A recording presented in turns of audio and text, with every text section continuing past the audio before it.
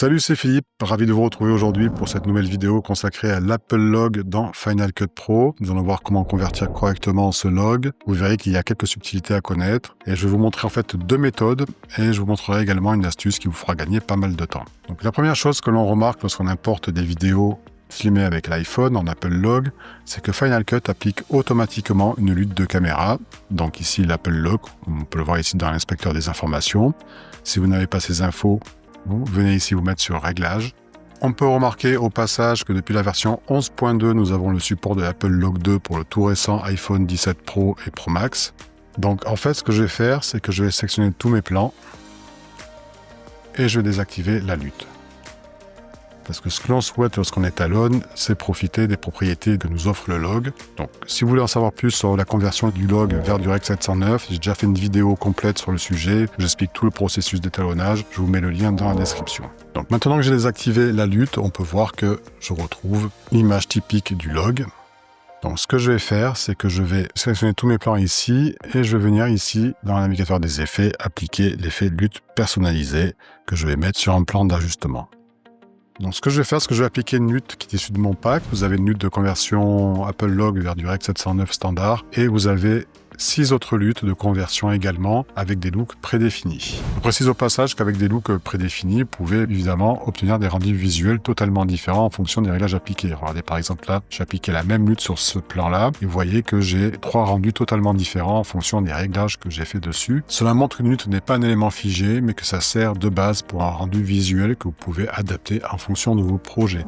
Donc revenons à notre conversion. Donc ici, je vais appliquer une lutte de conversion Rec 709. Qu'est-ce qu'on peut voir tout de suite? C'est que l'image est ultra saturée. Donc le problème vient d'où? En fait, c'est que, regardez, si je sélectionne ce plan, que je vais dans l'inspecteur ici, on voit que c'est du Rec 2020. Or, nous, ce qu'on veut, c'est avoir une conversion Rec 709. Donc pour ce faire, la première méthode, ce que je vais faire, c'est que je vais sélectionner tous mes plans ici.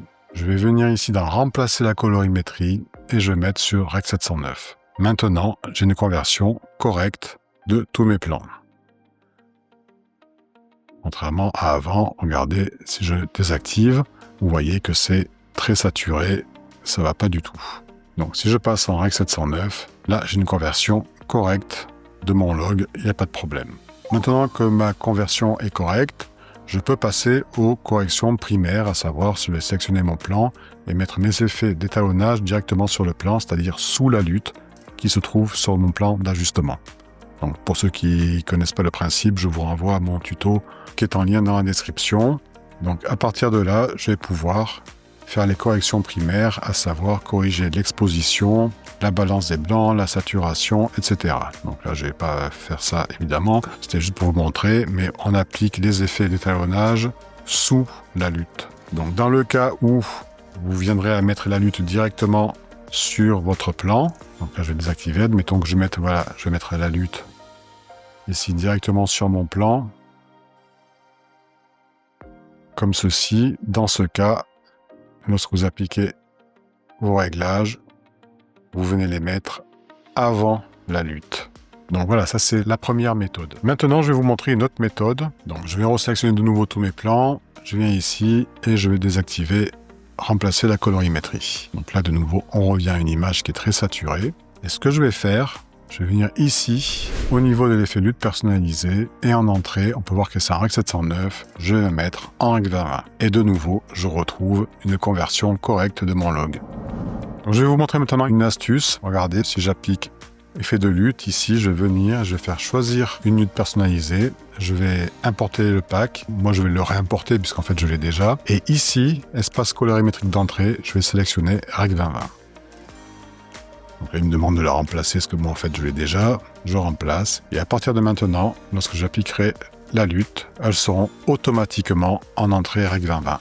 C'est-à-dire qu'avec ce système-là, cela vous évitera de modifier l'entrée de la lutte à chaque fois ou bien de remplacer l'espace colorimétrie comme nous l'avons vu précédemment. Toutes les luttes sont automatiquement appliquées en Rec 2020. Si vous voulez en savoir plus, je vous ai fait un article qui est sur mon site, je vous mets le lien dans la description, où j'explique tout ce qu'il faut savoir sur la prise de vue à l'iPhone pour un rendu cinéma. Donc voilà, ça sera tout pour aujourd'hui. Si la vidéo vous a été utile, pensez à mettre un petit coup de pouce, ça soutient la chaîne. Pensez également à vous abonner. On se retrouve très bientôt pour une nouvelle vidéo. D'ici là, salut!